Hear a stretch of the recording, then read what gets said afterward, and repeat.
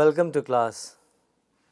Today we are going to talk about tense, aspect and mode.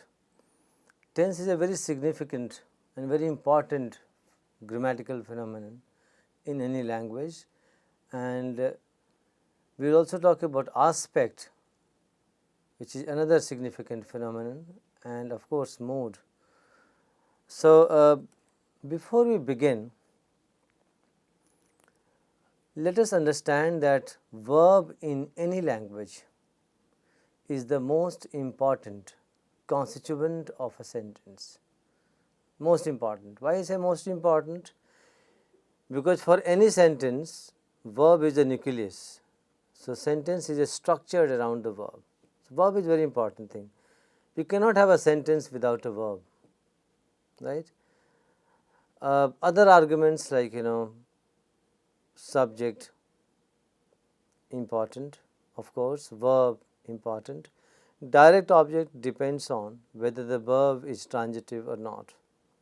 Not necessarily you have direct object all the time. You can have something like this is my watch, right? I have a watch.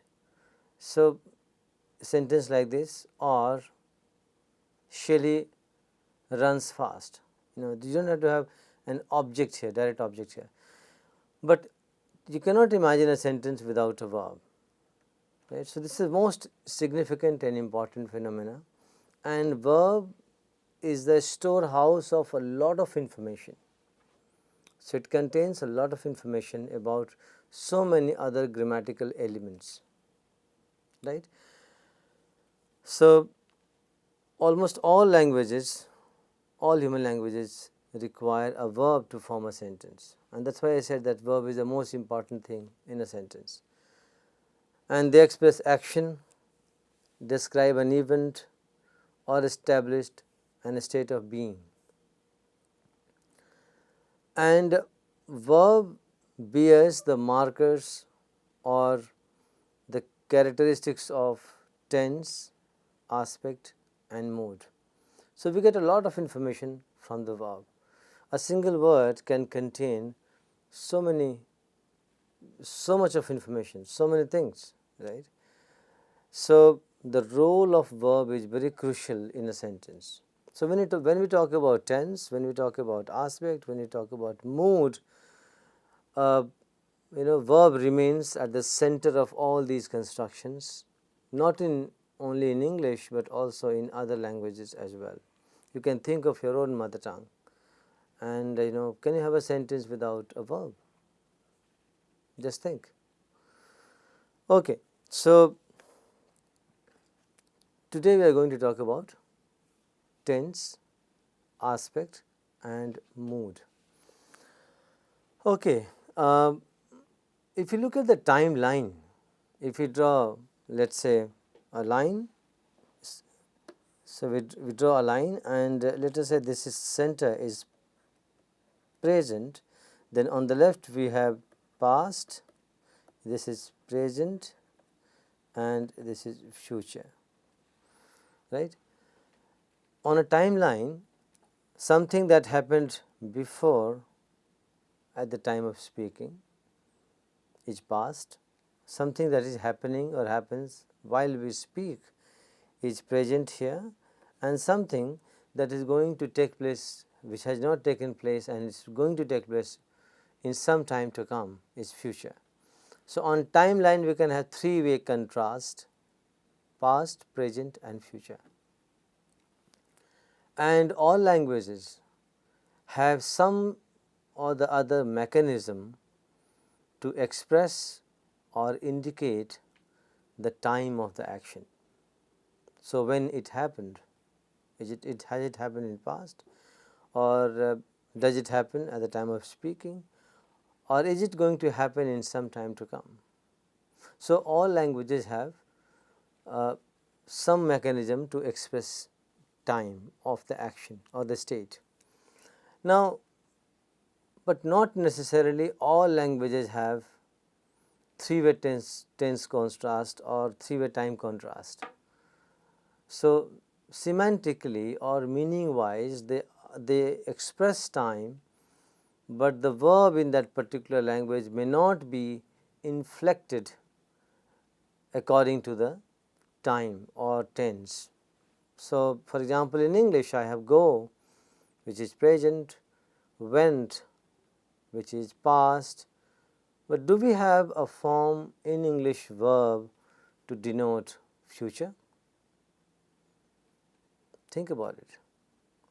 So, English verbs inflect for present and past, but what about future? How we express time in English for future, right? So, you must be familiar, we use will and shall, modal verbs or modal categories to express time. But sometimes we use time adverbials. So, we do not have the verb inflected for present in English. So, we use time adverbials. I am going to Mumbai next week. So, here the information about the time is contained in the time adverbial next week. The Prime Minister arrives tomorrow. Prime Minister arrives tomorrow. If you look at the verb, it does not give you any clue whether it is present or future. It seems it is present, but the meaning wise, semantically, logically, the sentence is not present. Why? Because we have a time adverbial tomorrow. So, that means it indicates future. So, Prime Minister arrives tomorrow is a future sentence. If I say I am going to Mumbai next week, a future reference, right? I am referring to my going of Mumbai next week, which is yet to come. So, it is not present, it is not past. So, languages have multiple ways to describe, to indicate, to express, to represent time. So, when we talk about tense, it is the verb which gives us the clue whether it is present, it is past, or it is future.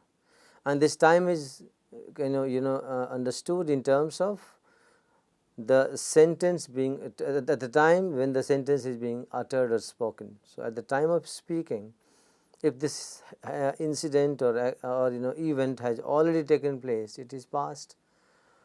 If it is taking place or takes place repeatedly at the time of speaking, is present, and if it refers to some time to come, it is future. So, in English we have three tenses: present, past, and future, right.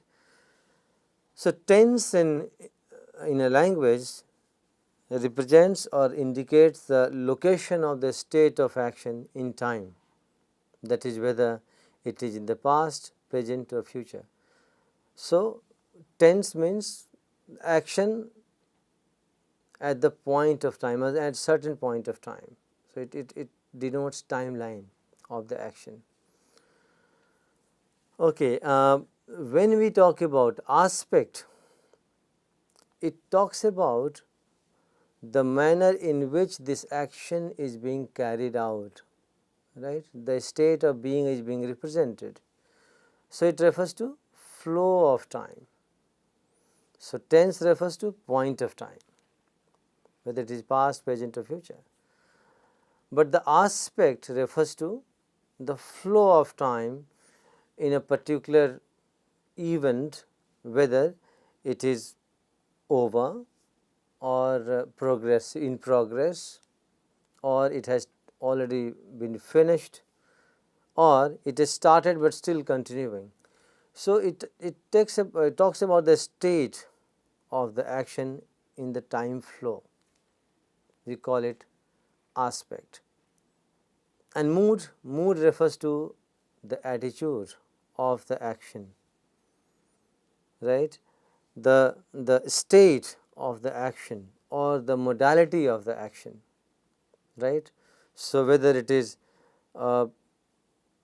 real, possible, anticipated, hypothetical, whatever, or you know, this action is being commanded, requested. So, such kind of things. So, the modality, the state or the attitude of the action contained in the verb or of the verb is called mood. So, when we talk about point of time of the verb, it is tense. When we talk about the process or the state, whether it is finished or in progress, right.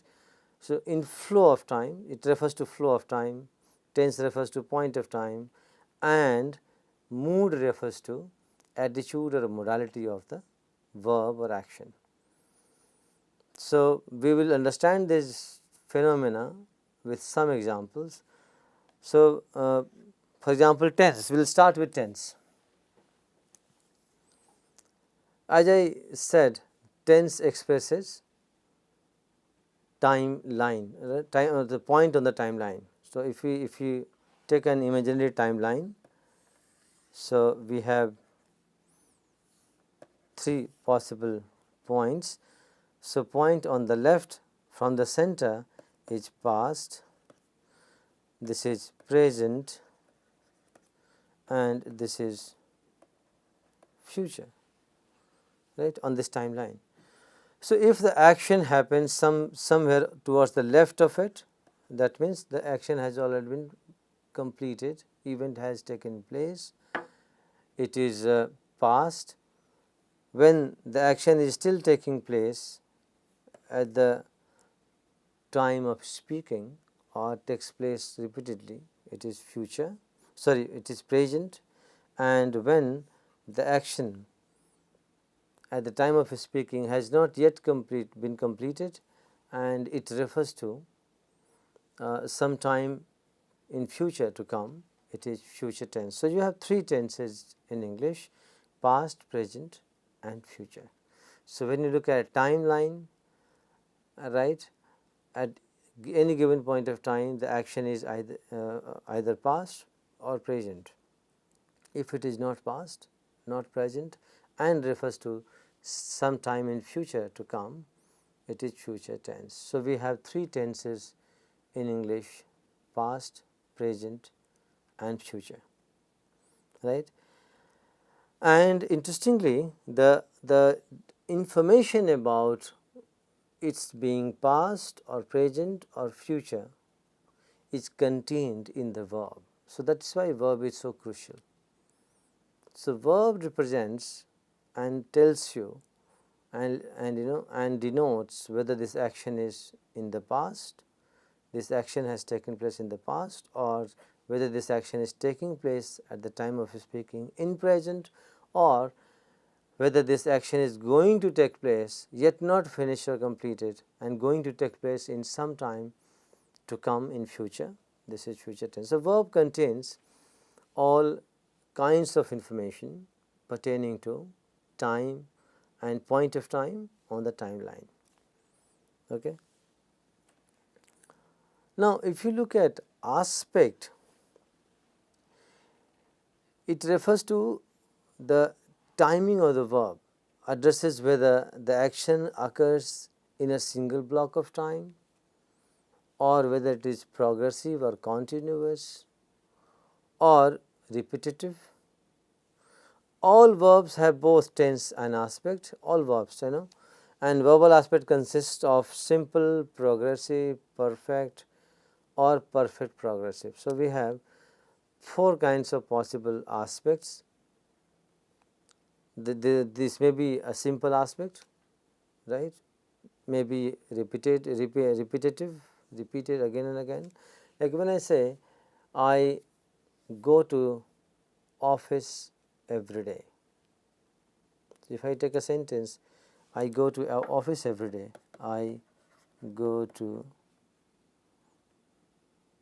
my office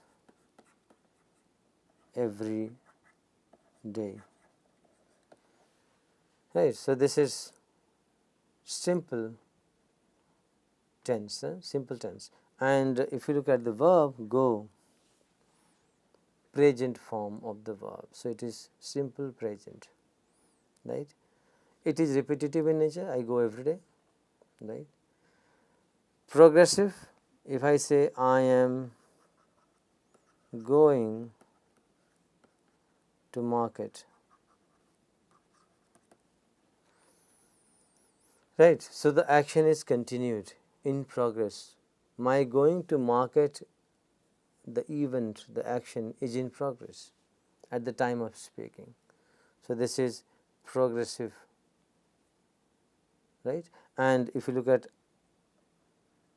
this compound together, am, go plus ing suffix. So, this ing suffix tells us that this is in progress, right.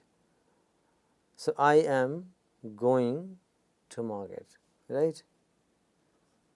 Am is verb be. So, I am going to market is present progressive, or you can say present continuous. So, tense is present, aspect is continuous, right. I am going to market, I am learning music. Tense is present, am verb be indicates that it is present. Learning ing suffix indicates that it is in progress. So, aspect is progress, right. So, progressive aspect, continuous aspect. So, the aspect of the verb is continuous and the tense of the verb is present. So, it is present continuous or present progressive. If I say I have finished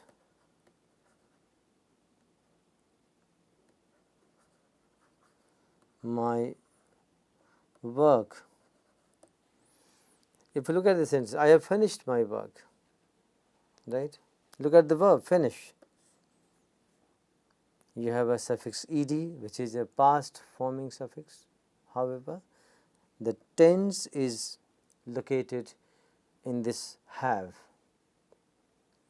So, tense is present and third form of the verb denotes perfection, completed. So, it denotes completion. So, if you look at the tense of the sentence, it is present.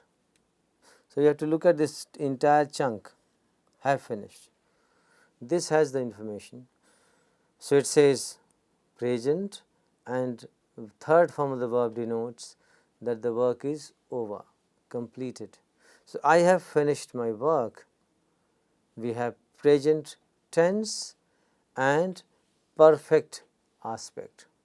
So, aspect is perfect, completed, right.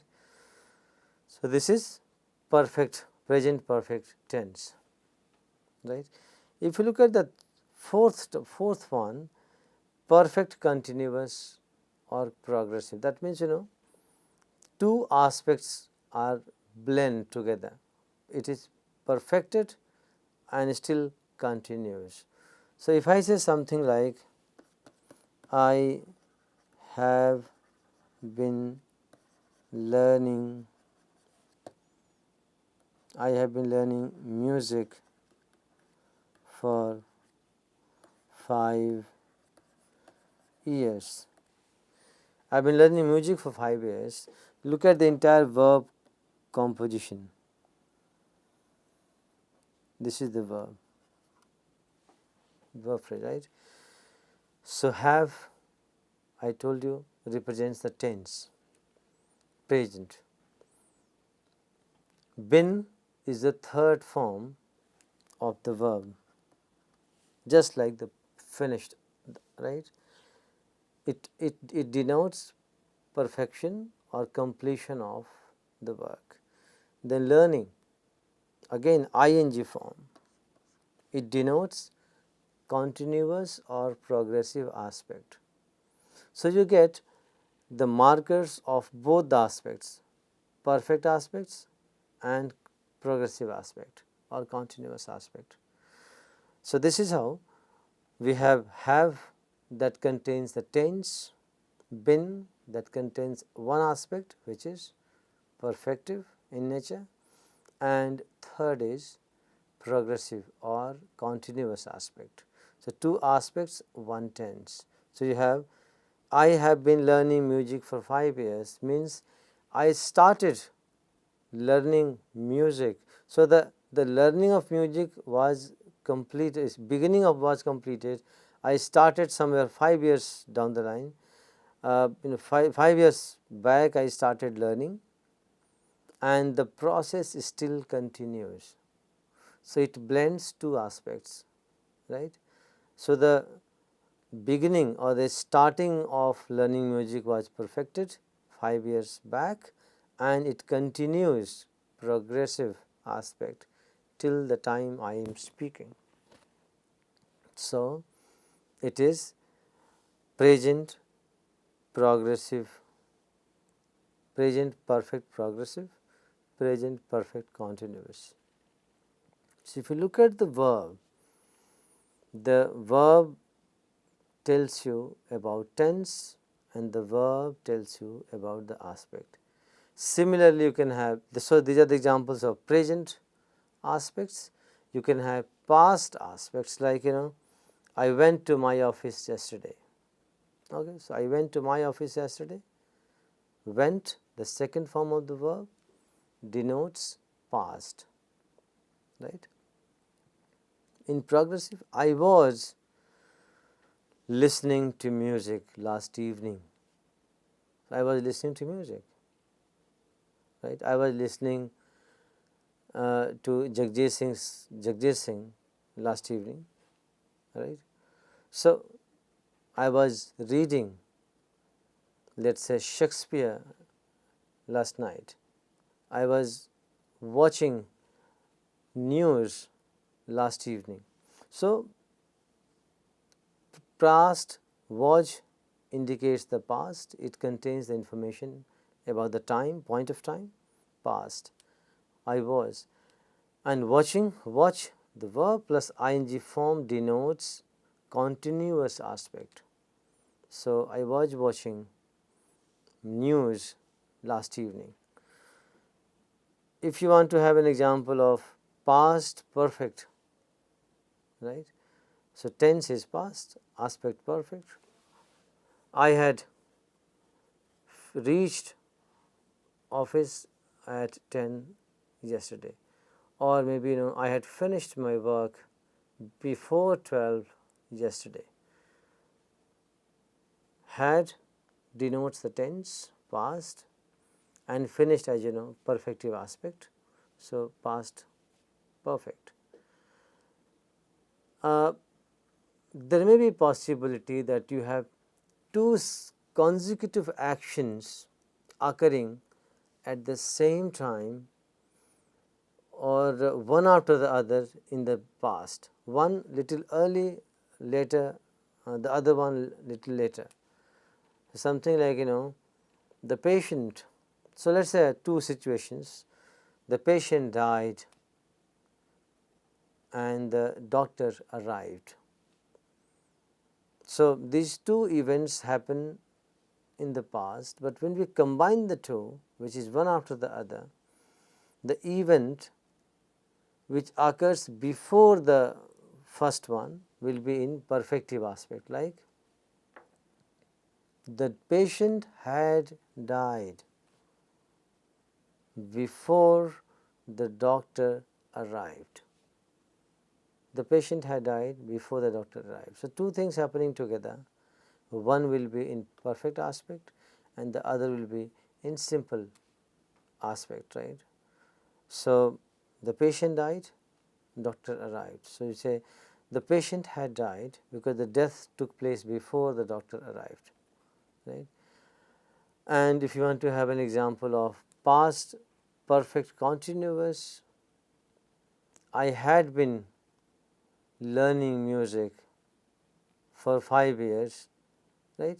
Had contains the tense which is past, right. Been, the third form of be verb, contains the perfective aspect, and learning ing, learn with ing denotes continuous aspect. So, past perfect continuous, right? And you can have examples in future as well, where you have I will go, or I shall go, we shall go, we shall overcome. In English, English verbs are not inflected for future. So, if you look at the verb, it looks like a present verb, but the tense is encoded in the modal category, modal verb, will and shall. So, in order to denote tense, we use will and shall, the modal verbs. So, we shall reach by 6 o'clock in the evening, right.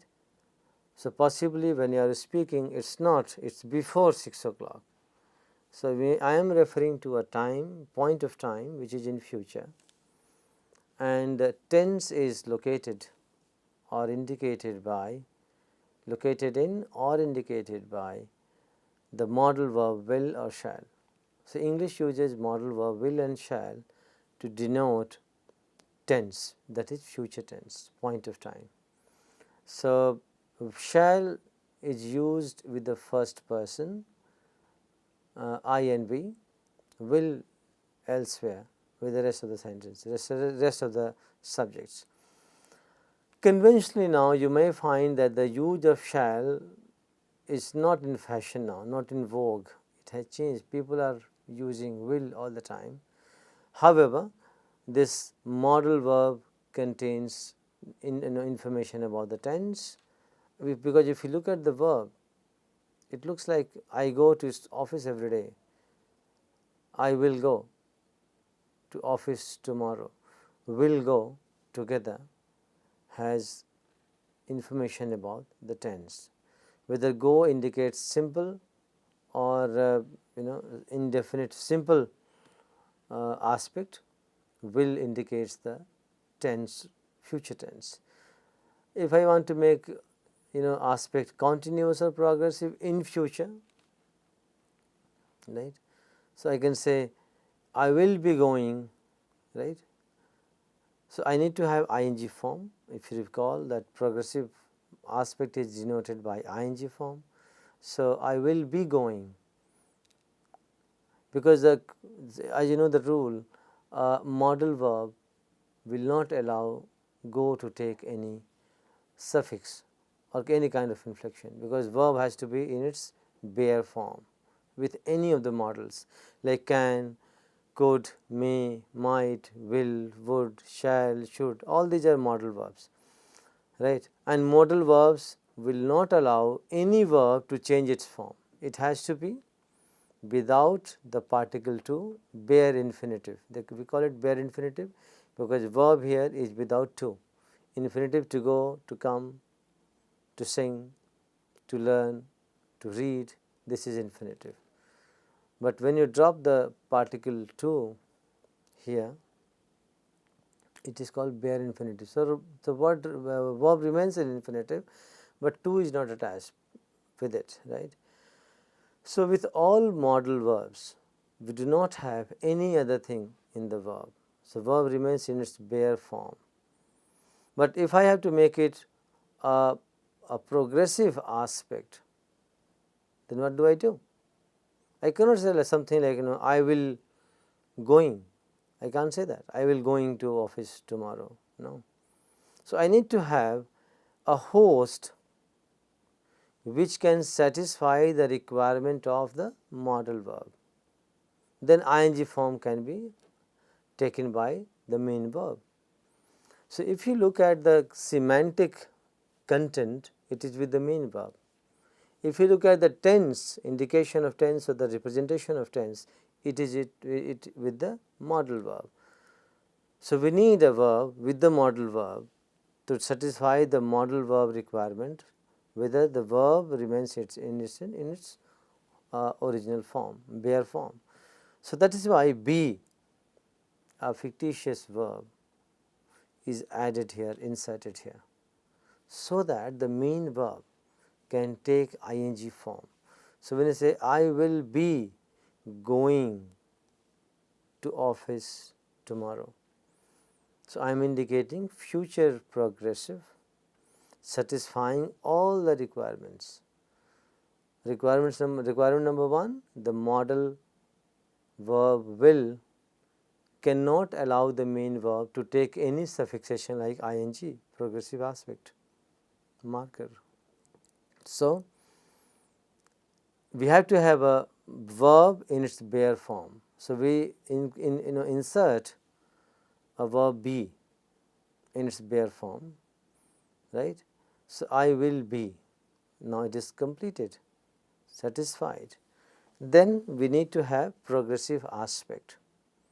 So, the main verb will take ing form attached to it. It is a progressive marker. So, ing is attached to go, going, it becomes going. So, I will be going to market. So, this is how we create or we construct future progressive structures. Hypothetically, I can indicate or construct a sentence that indicates perfective aspect in future. Logically, it looks very uncomfortable that something which is yet which has not happened. When we say perfective, that means the thing has taken place, but it is hypothetical that by 2020 I will have completed this work. So, I am hypothesizing, right. I am imagining that by the end of 2020 I will be able to accomplish this work, right. In real life, we hardly use future perfective aspect or future perfect continuous or perfect progressive aspect, very rare, but technically structurally we can form. So, when we say I will have finished, so you remember will not allow any verb to take any form. So, have has to be there, right, and completed. So, I will have completed my work. Verb 3 represents the perfection of the action, perfective aspect. I will have completed this work by next year or by 2022, right. The future perfect continuous or perfect progressive can be created structurally, but we hardly use it, but the rule is the same. So, I will have been learning music XYZ, whatever you want to say, will have been learning. So, will contains the present form, future, it denotes future, it represents future. Have perfective aspect, have, right, and another fictitious verb be is added here because it has to take the third form, right. So, been and then learning ing form attached to the main verb learn to denote progressive aspect. So, perfective aspect and progressive aspect both are represented and we create future perfect progressive or future perfect continuous. But looking at the nature of language, we usually as a user of language avoid complex structures, because we tend to simplify things. So, future perfect continuous or future perfect progressive is rare, and we do not find it in at least oral transactions. We hardly find it in any written text, but scheme wise we can create future perfect progressive. So, what have we learned so far? We have learned that there are two aspects, there are two manifestations which are denoted by or which are indicated by the verb. One is tense, the other is aspect. Tense refers to point of time on the timeline. So, when this action is taking place. Aspect refers to the state of the action in the flow of time. So, how it takes place? Has it been completed, or is it continued? So on. So, tense and aspect are encoded in every English verb. We can easily identify. Right. Moving on, we go to mood. So, what is mood? It refers to the degree of necessity, obligation, or probability. Right. So, it can be expressed in any verb tense. Right. The three main moods that we use prolifically in English are indicative, number 2 subjunctive, and number 3 imperatives. Right. These are the three main moods in English. When we say indicative, that means it refers to all kinds of plain, simple, informative, and factual statements that we give, which contain some information, like the Prime Minister arrives tomorrow. If you look at this tense, again I told you the verb indicates present, but the word tomorrow, time adverbial, indicates that this action is yet to take place.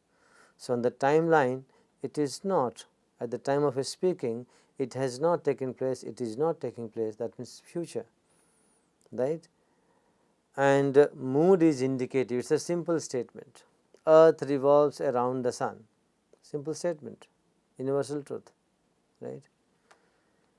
I love ice cream, simple statement. So, these are all such kind of sentences where you have information or statements. All simple sentences are in indicative mood, right.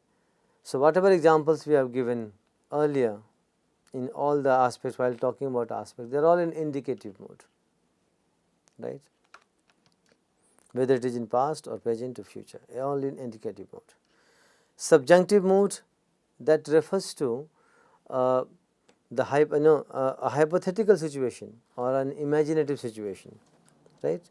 So, something like if I were a king, if you take an example, if I were a king. So, I am not a king. If you look at the factual value of it, truth value of the sentence, I am not a king, but I imagine, I write, it is a hypothetical situation. If I were a king, and then we say. So, any kind of meaning which refers to some hypothetical situation or emotions, exclamations are in subjunctive mode. And the third one is imperative.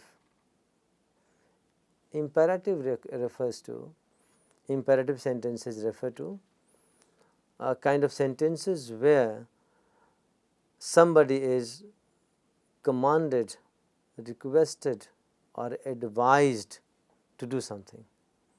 So, any kind of order, any kind of request, any kind of advice, right. So, such sentences are in imperative mood. So, mood refers to the attitude or modality of this verb, right. So, if you say something like abide by the rules, let us have an example. Abide by the rules, that means it is a suggestion, or in certain cases it can be order. Get out of this room, right. Don't, prohibitions. Don't walk around, right. Don't enter this, don't trespass. So, any kind of prohibition, order, request, advice, they are in imperative mode, right. So, we have learnt three significant concepts in English: tense, which refers to point of time, aspect, which refers to the action in the flow of time, whether it is perfect, continuous, or started and still continuing. So, it refers to the action in the flow of time. Tense verb refers to the point of time on the timeline, and mood refers to modality or attitude of the action, right, in the sentence. So, these three concepts, and we will continue discussing about these things, and it is not a very complicated concepts. We have to only keep in mind that all languages have some mechanism to denote and represent time of the action, which is tense, process of the action, state of the action, which is aspect, and attitude and modality of the action, which is mode. So, they have different mechanisms to do so. We just learnt about tense, aspect and mode. In English, you can think of tense, aspect and mode in your own mother tongue, right. That will help you relate with such concepts as a particular typical significant grammatical category. So, this is it for now. Thank you very much.